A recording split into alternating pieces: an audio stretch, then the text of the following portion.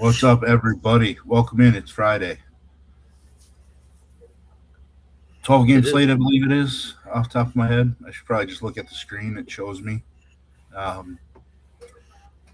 Razzle and Tattoo, MLB live before lock on the new/old DFS Army channel, being repurposed to the DFS Army live channel. It's where a lot of the baseball content, NHL content, all the real daily stuff that we do is going to be on this channel. That the other channel then really becomes, I don't know, an NFL only channel, maybe with MMA and PGA potentially, maybe NASCAR, I guess that would make sense, but I don't know. We're still trying to get it organized, but we're here. New channel today. Hit the like button, hit the subscribe button, help us get the numbers back up. It's kind of starting fresh. I mean, not completely, because this channel was in existence before. It might say DFS Army Fantasy Football, or it might say DFS Army Live. The name changes in the process of being completed. Anyways, how are you doing today, Tattoo? I'm good. I'm pretty good. I believe it's live before lock or something. But yeah, I'm ready to attack this slate. I made a lineup yesterday just for giggles for the early slate and ended up coming in second. So I'm trying to see if I can repeat some heat.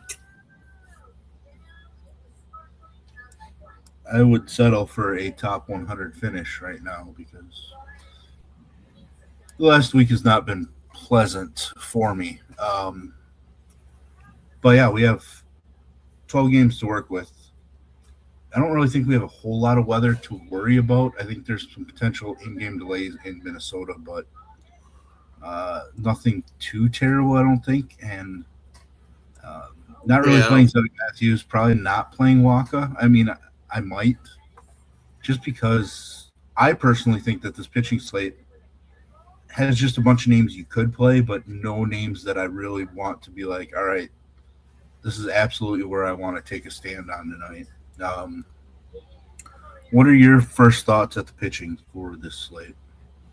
I threw up. Had to hold my nose at this one. Let me make sure I'm on FanDuel still. Yeah, not a lot to love for me. Sasaki. I guess you're savage. You're savage with some plenty of K upside. Ryan Weathers. I mean, I think I only wrote up 6 pitchers. I think I have 8 on my sheet. 7. But I wrote 7. It's kind of annoying, right? Like, I think Michael King's the best actual pitcher on this slate.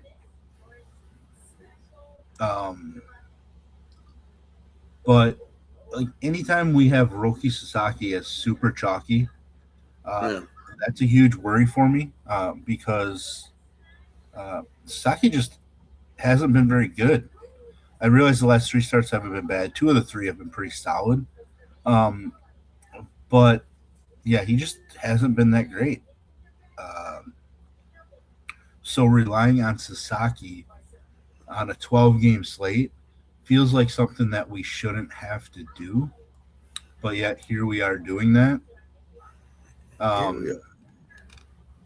Like Parker Messick, somebody that I played a ton early in the season, but recently he hasn't been as strong. Walks have kind of crept up. Speaking of walks, Savage walked 7 guys last start. Ooh. And his last start was against the Orioles too, I believe. So yes, back-to-back starts, same team. A ton of walks. 2 starts ago against the Marlins, he struggled, walked a couple, and gave up 5 runs. Uh, I mean, I like Savage as a young upside arm, but he's not exactly in a spot where I want to be like, you know what, I want 40% of him. Like normally on even these big slates, I have a pitcher that I end up 40% plus on. I don't have one of those tonight, and I don't like the way that it makes me feel. Um, if I had to make a stand and you forced me to go 40% plus on somebody, I think it's going to be Ryan Weathers. Yeah. But that's dangerous. Just like the fact that I'm going super overweight on, let me scroll down here on the screen. Somebody who's very low in ownership. Can you guess who I'm referring to? Or did you read today's article? I have not had a chance. I'm so damn blind. But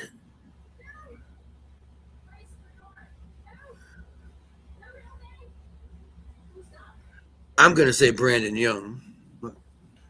It is Reed Detmers taking on the Los Angeles Dodgers.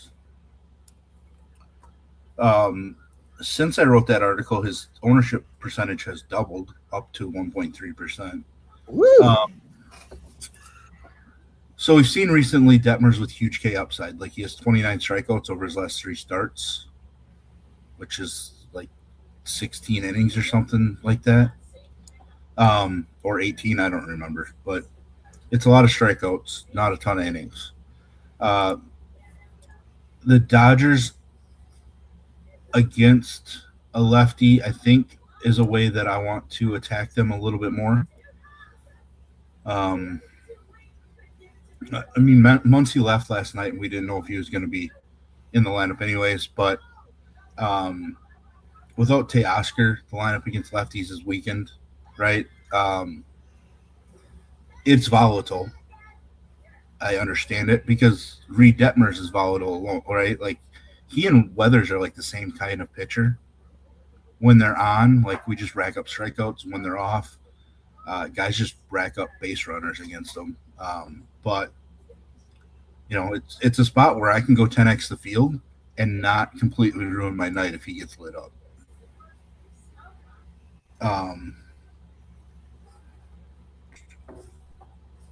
I just don't like Christian Scott a whole lot because I feel like he's just limited because of what he gives up. I realize the last 2 starts have been decent.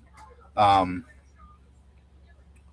just don't know if I want to get to Christian Scott. I guess I'll have to dig in a little bit more from my end. But to be honest, those walk issues are a thing. Yeah. 2+ walks in 5 straight starts and 6 of his 7 starts. And he's not exactly a huge strikeout guy. 5 or fewer in 5 of his 7 starts or whatever it is. So I don't know. He just doesn't feel great to me, but maybe that means I'm supposed to play him tonight because I don't feel great about anybody else. Is there somebody that you were sneakily on that is not drawing any real ownership? Brandon Young. Sure, it's probably got a little homerism built in, but he's been going deep, not allowing a lot of runs.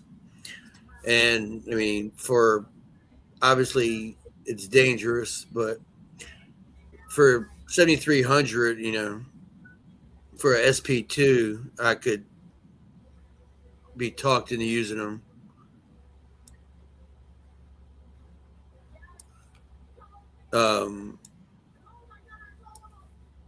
I don't know if Rasmussen counts. He's a little higher owned than I thought he would be. Yeah. Sonny Gray. Sonny Gray did intrigue me, and I feel gross thinking that I want to play Sonny Gray. But didn't I just Thought use a about pitcher against the Yankees the other day? Foster Griffin. I didn't think about it long, but thought about it. That's one that I did not think about because, like, I'm still of the belief that Foster Griffin is not as good as he showed the first month. The one thing with Drew Rasmussen is the fact that just 3 starts ago he faced this Miami team and he put up just 10 fantasy points because they're not a huge strikeout team as a whole, and he's just not a big strikeout arm. Yeah. So, like, that's the worry there. But I could see his ownership being a lot lower than we currently have projected at 12%.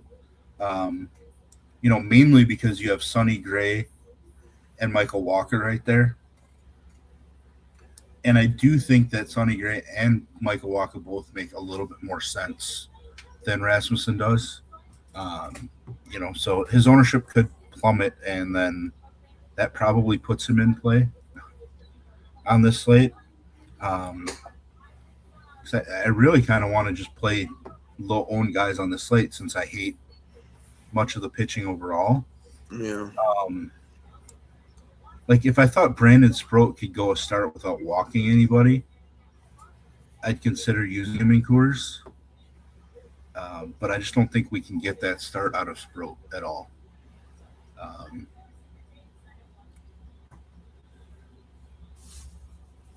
So I don't. It really does feel like you're just going to end up super spread out because. Yeah. Do you really want to be overweight on Michael Walker? Do you really want to play Kumar Rocker?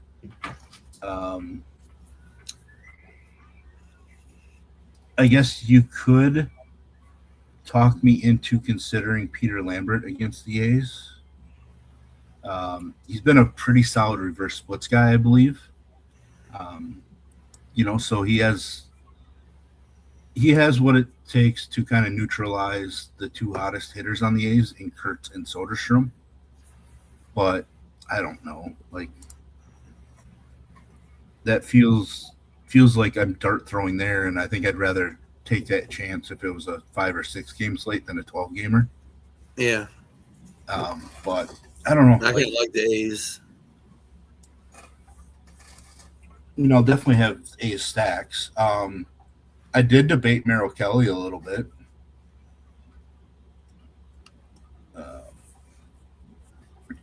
I feel like Washington has slowed down a little bit offensively, but it also has Merrill Kelly, and I don't really know what kind of upside he has. I might have to mute myself in a second. There's a train coming, which means there could be a pit bull losing her mind. No. Right. Well, then we're good. Throw out anything that you have left for pitching because I'm about done. And I don't really have anything else for pitching. Just good luck and Godspeed with who you pick. Yeah, I'm just playing the guys that I think have 30 fantasy point upside on the slate, which isn't really many guys, but I'm stacking both teams in that game, and I will be playing the pitchers. I do want to go overweight on Detmers, and I am leaning going underweight on Sasaki, which is not something I normally do, but I don't know. I feel like being a little different on a Friday night, I guess. Bats-wise, right? We get Coors. We get the Brewers with a huge total. It's a Brewers team that hits the fewest home runs in baseball. They have the 3rd lowest slugging percentage in all of baseball. Which I think makes Coors a perfect field for them, though. For the way they play, then Coors is good for doubles, triples, and yeah, I mean, slight boost to their doubles, but it's not like they're elite at extra base hits in Extra general. base hit, yeah. So I just don't know what to do. Like when we look at their ownership number,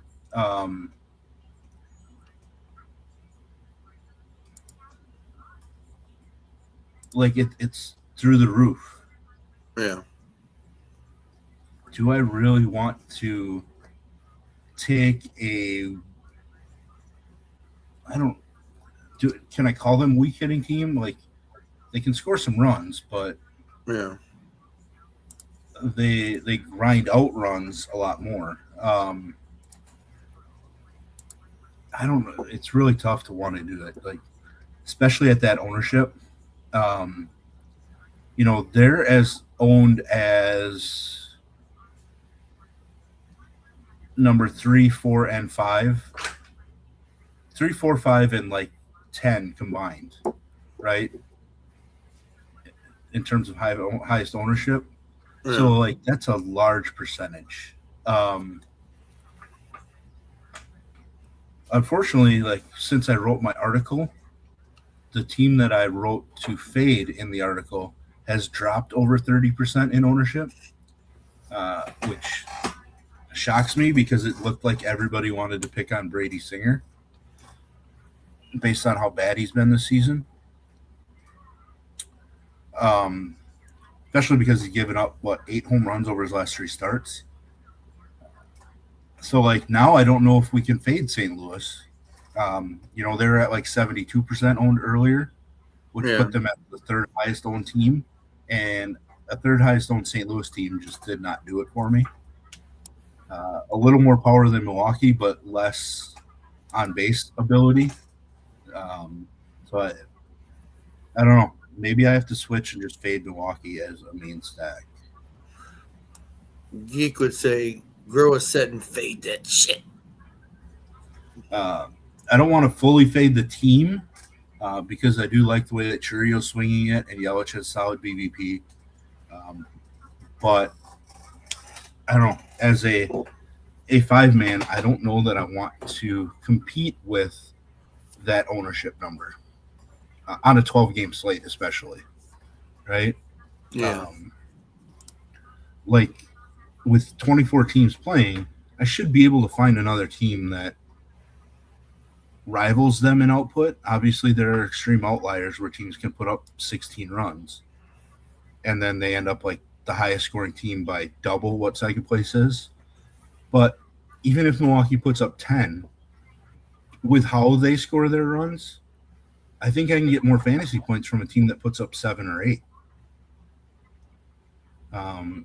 And if that's the case on a 12-game slate, like I should be happy to fade that offense. Yeah. I also think you can fade the Colorado offense too. You fade both of those from a main stack standpoint. I mean, that's 318% ownership combined between the two. On DK, that's an insane amount. Like, think of all the leverage you have and everything else you do. If you can get your other teams correct, right? Like, Yeah. it's not a fade them and win type category, situation. But it's a fade them and put yourself in a much stronger position. And I kind of like that idea. I'm not playing a whole lot of lineups tonight, like 100 and some. But I don't know. What are you doing single entry wise? Hopefully not set myself up for heartbreak, but I think I'm going to go with Atlanta.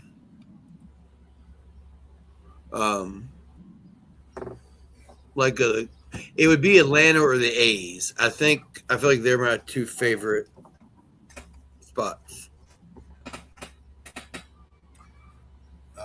My first look hand-built lineup was a Washington Nationals stack. They're probably number 3 for me. Just to play for upside, really. That's all it is. I don't know. I mean, Merrill Kelly has the most carnage.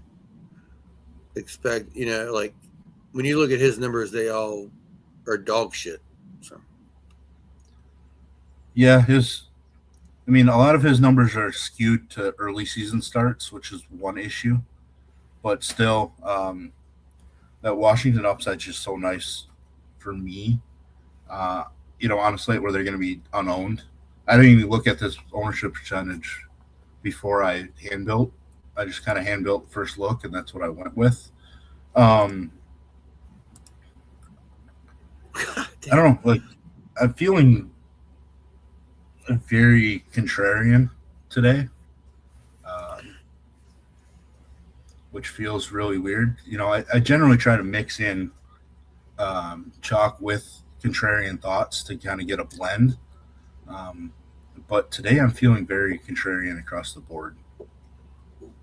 Like some like James Wood, Abrams, Mead, and maybe Luis Garcia. Um, I was gonna say Luis Garcia.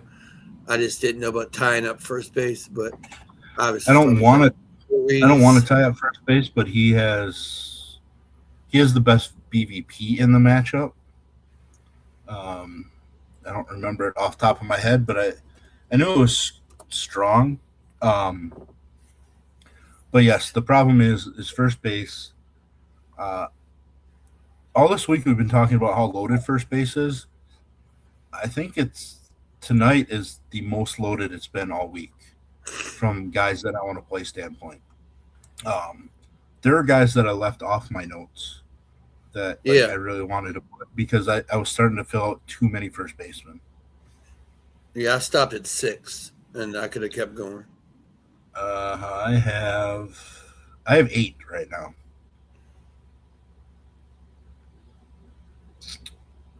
Thankfully, a couple of them have multi-position eligibility, but Ben Rice lost his catcher eligibility on DK. So um, Matt Chapman has 2 home runs now. The Giants have put up 16 runs through 6 innings in that game. Has the Um, Cubs scored yet? no, the Cubs have 2 hits. Unless one of them is a Suzuki home run, I could give a shit less. No, Suzuki is 0 for 0 with 3 walks, though. So, the Cubs have 6 walks, so they've had 8 base runners. They just can't do anything. Matt Chapman has 8 RBIs.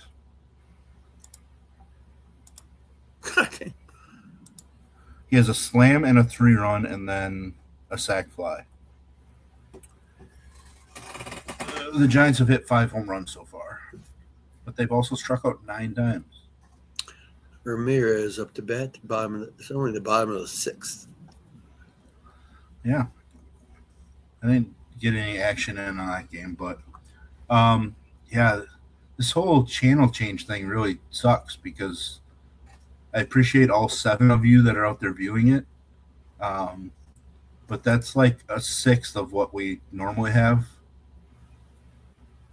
So it's going to take us some time to get this built back up, I guess.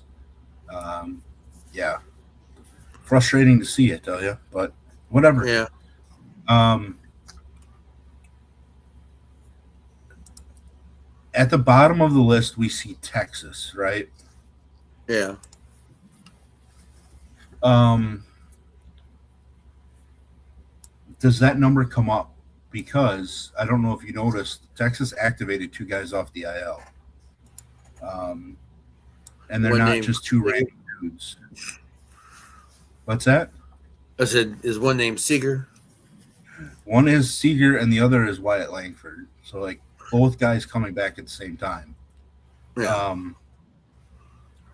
Makes me want to play Texas a little bit.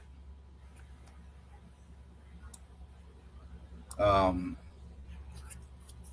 like, I'd much rather play Texas than some of the other team. Kind of shocked the Angels are this far down there.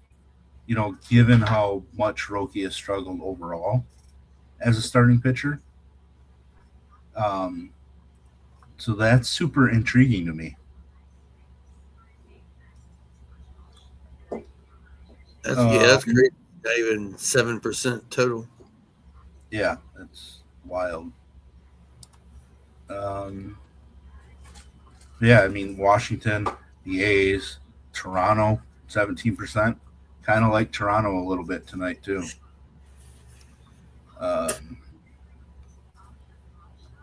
Cincinnati.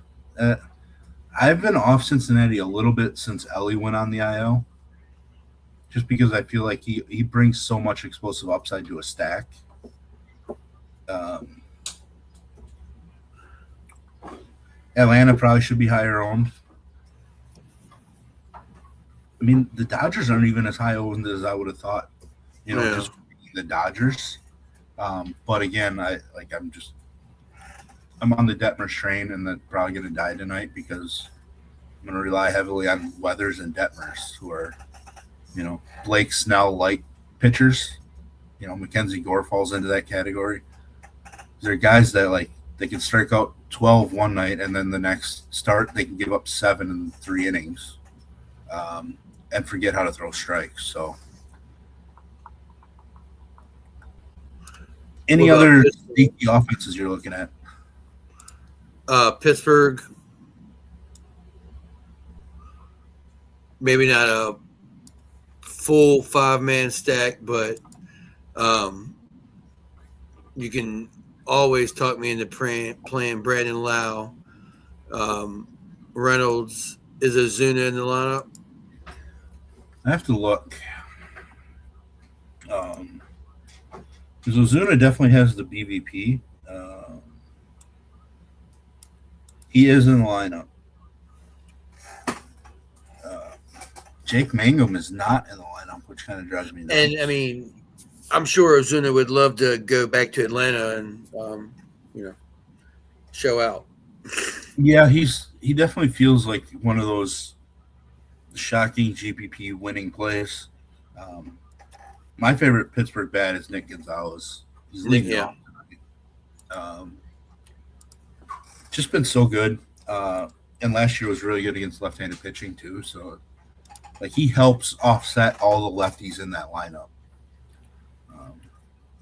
The problem with Ozuna is that O'Hearn's not in the lineup. So a right-handed pitcher comes in, we probably see O'Hearn. So that's the annoying part. Yeah, I mean, Lau's in the lineup even against lefty, where at other times he hasn't been. Maybe he's in there just because Connor Griffin's on the IL, right? If they're fully healthy, they might give him the night off against a lefty. But they're already playing Triolo at shortstop, Nick Gonzalez at third or something. I don't mind Pittsburgh. I just much prefer them against right-handed pitching. Yeah.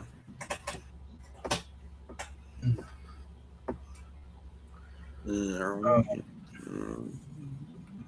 you gonna stack the Yankees? If you're MMEing, are you stacking the Yankees right now? Yeah, I am. There's a few guys I remember I liked, and one of them, dirt cheap, I assume on DK2. Assuming he's in the lineup, Max Schumann. Schumann's not in the lineup. Then forget him.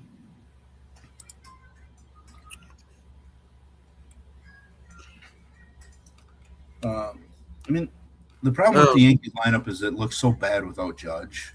Yeah, I was like, maybe. But also with Ben Rice getting first base only again on DK, you have to choose between Rice and Goldschmidt, which most people are taking Rice, but Goldschmidt's been pretty good too. Problem is Goldschmidt's been absolutely owned by Sonny Gray. I'll bring those numbers up and quote them. I just remember it from earlier when I was looking through everything. It's something that you wouldn't expect from Paul Goldschmidt. 1 for 23 with 8 strikeouts against Sonny Gray.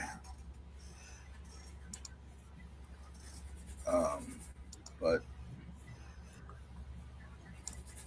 that's something. Yeah, I mean, I think without Judge, I think you still stack the Yankees when they're at home in that ballpark. I don't know if you. I don't think you need to stack them like in Seattle, right? Without Judge in that ballpark, I don't think that's as important to do. But um, yeah, I don't really have a whole lot else to say. I'm super contrarian tonight, and it feels gross, but that's kind of the route I'm taking. Yeah. I was gonna say, yeah, my single entry is really gonna try to be consisting of Atlanta A's and Washington.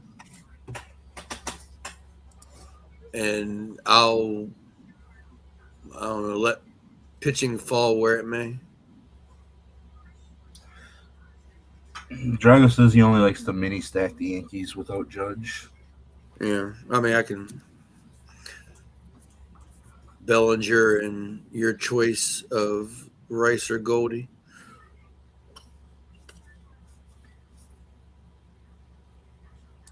Um, I actually kind of like Kansas City a little bit tonight. I haven't been on them very much, but Michael Massey's on fire. Um, and then you can play Carter Jensen leading off. Obviously, Bobby Witt anytime. Um, I don't really love them as a full stack, I guess, but I do love some exposure to them. Um, I'm curious if like Bobby Witt takes up a majority of that 41% projected ownership, Probably. or who it is, because I can't imagine it's the full stack. But yeah, it's Bobby Witt. I mean, that's only 11%, but he's the first non Coors bat that shows up in the ownership ranks. Uh, What about like Cleveland? Are they kind of like Milwaukee where they just don't put up a lot of fantasy points? yeah, they don't. It just they don't intrigue me enough. Yeah. Jose Ramirez makes a ton of sense, but or a mini stack with Travis Bazana or something. Or Uh, see, that's what I hate. Like I'm like, I mean, ooh, or Rice Hoskins, and I'm like, goddamn, I'm not. like I got too Manzardo's on much. fire at first base too, but he didn't make Yeah. my notes. Yeah,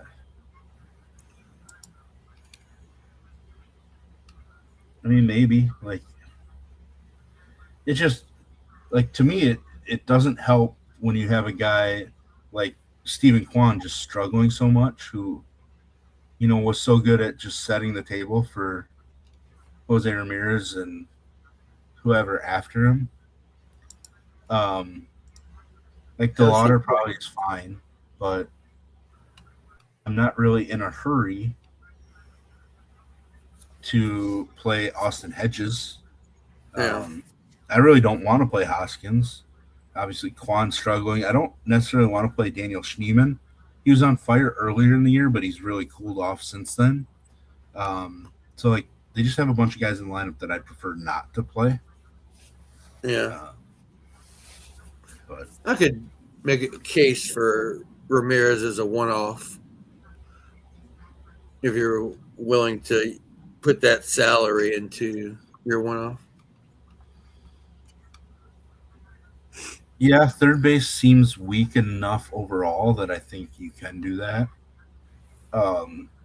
Like I mean, the guy that I really want to play as a one-off at third base is Junior Caminero, but that he's even more expensive than J-Ram is right Yeah. now. So, but I don't. Do you want to go through and give your favorites at each position, and then we can wrap it up and get out of here? Yeah. Let's see. Catcher, I mean, obvious if you're going to go there, but Goodman and Contreras just, I feel, are pretty obvious. I like Ruiz. First base, there's so many, but Kurtz is one of my favorites. Olson, Garcia. I won't sit there and name everybody. Second base, I won't take your guy. But I do like IKF. I do like Edwards, but probably Brandon Lau. Third base, J. Ram Jr., Curtis Mead, Nick Gonzalez. Shortstop, I like Pena, Abrams, and Wynn. I'm not going to scroll because I'll keep naming people. Outfielders. Let me just go to my sheet so I ain't got to scroll. I love James Wood. Love Acuna, Ozuna, and then like Tyler Soderstrom. No, leave it there.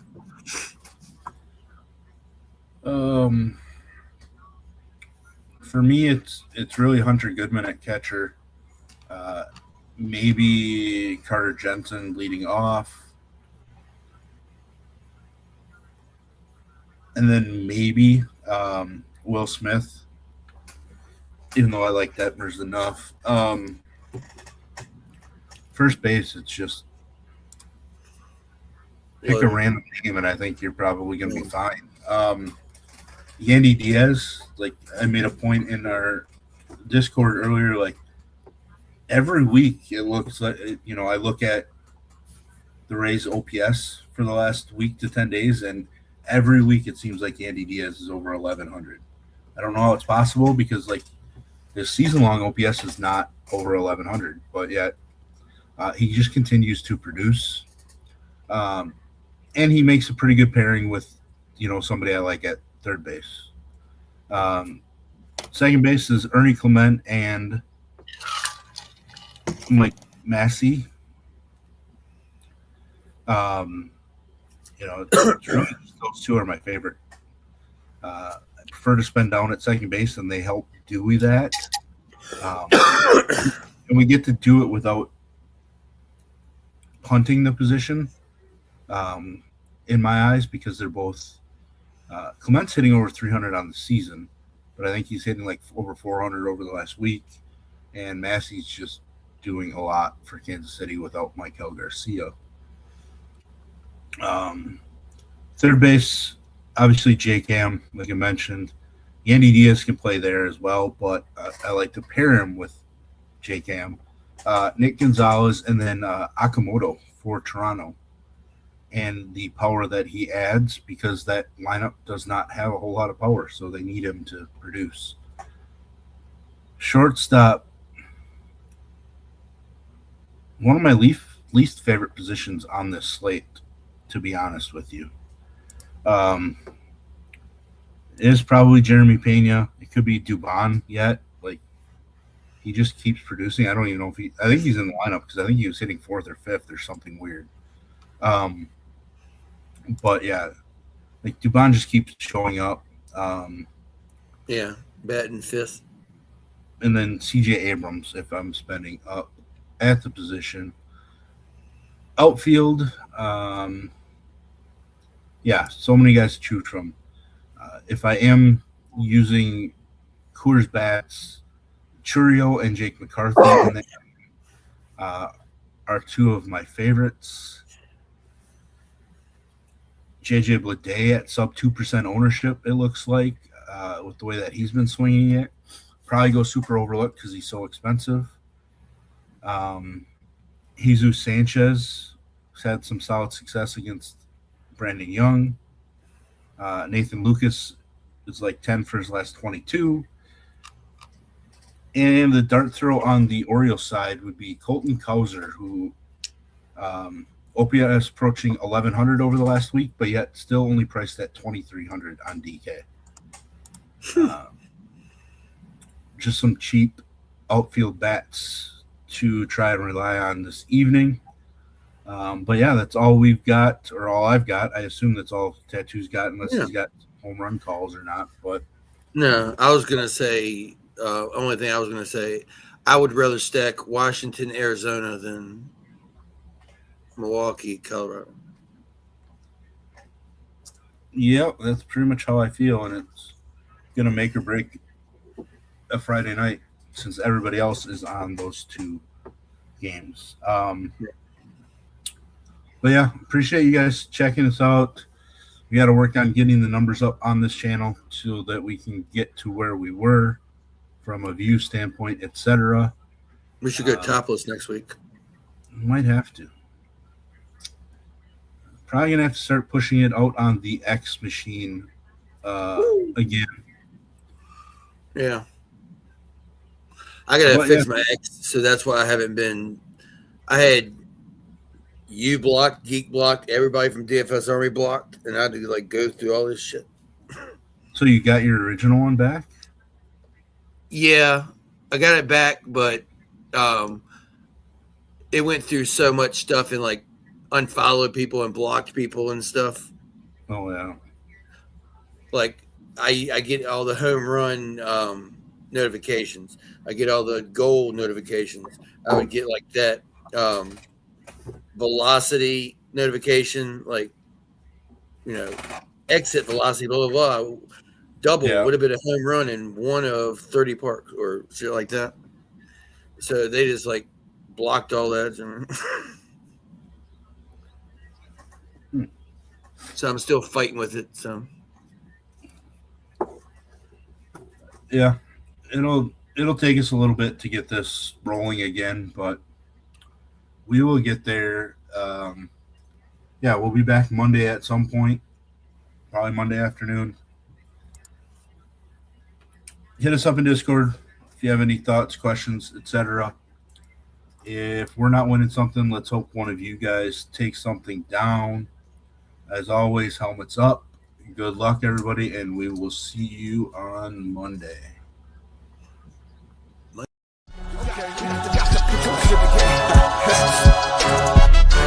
Got the best coaches in the game.